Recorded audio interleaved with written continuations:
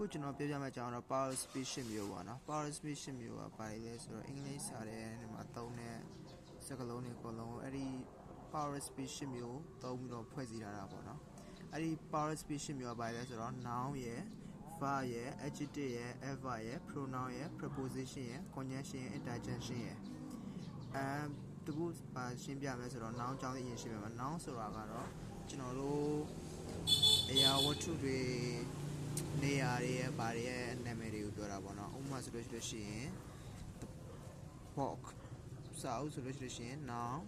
စာအုပ်တို့ပြီးလို့ရှိရင် place နေရာဆိုလို့ရှိရင် school ကတော့ဥစားပေါ့ school ဆိုတော့ကျောင်းကလည်းနေရာ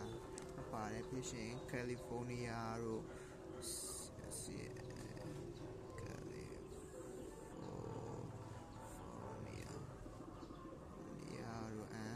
ရှိရင်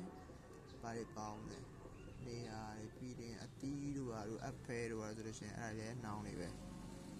okay ခုပြောပြအောင်ပါ wine city on the table အဲ့ထက်မှဆိုလို့ရှိရင်နောင်က the wine table